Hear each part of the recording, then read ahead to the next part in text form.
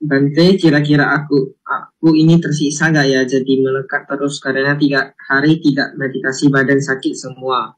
Kok bisa begitu kuat ya meditasi ini memaksa saya harus meditasi setiap hari? Oh, apa salahnya tiap hari meditasi? Justru mengikis segala kekotoran batin. Itu justru bagus. Kenapa disebut siksa? Nah, ini pengertian yang salah.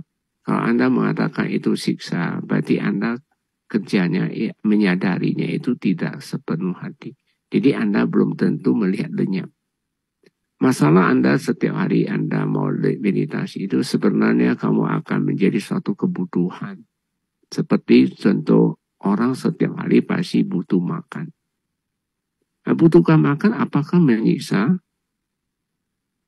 Karena itu sebenarnya kebutuhan. Nggak makan ya nggak bisa. Sama dengan meditasi. Kilesa setiap hari datang. Kalau dia kilesa saya nggak lenyapin dia dengan meditasi, tentunya dia tidak akan lenyap.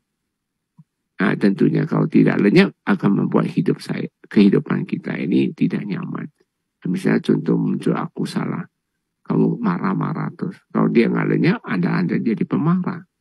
Apa itu lebih baik daripada Anda misalnya marah datang, Anda pergi kikis kilesa sehingga tidak marah. Bukankah itu lebih baik? Jadi kenapa yang jadi siksa ya? Saya ini akan bertanya kepada Anda sendiri. Kalau Anda mengatakan itu siksa, berarti Anda belum melihat anicca. Sehingga kamu mengatakan siksa. Justru orang yang sering meditasi dengan baik, benar, objek yang tepat ya, amati dan sampai dia melihat anicca, Dhamma Wicayo, harusnya tidak ada kata menyiksa. Tapi kalau Anda mengatakan itu menyiksa, berarti saya simpulkan untuk sementara berarti Anda meditasinya salah. Nah, demikian jawaban Bante. Tapi kalau Anda memang salah, sebaiknya Anda datang aja. Kebetulan di Bakom lagi berlangsungnya mau retreat. Startingnya besok pagi. Anda boleh datang. Nanti Bante kasih praktek yang tepat. Sehingga tamu tidak akan merasa menyiksa lagi. Jadi tamu akan merasa suatu kebutuhan. Kalau kita tidak meditasi, ngantuknya datang. Banyak pikirannya datang. Marah-marah bisa datang dan sebagainya. Nah, itu masalah mental. Belum lagi masalah fisik. Fisik kalau tidak nggak dibentuk, maka sebenarnya fisik kita ini gudangnya semua buah kama lampau.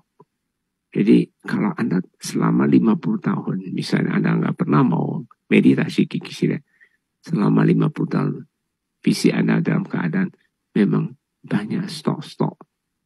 Artinya timbunan-timbunan kama sehingga menjadi badan Anda selalu sakit.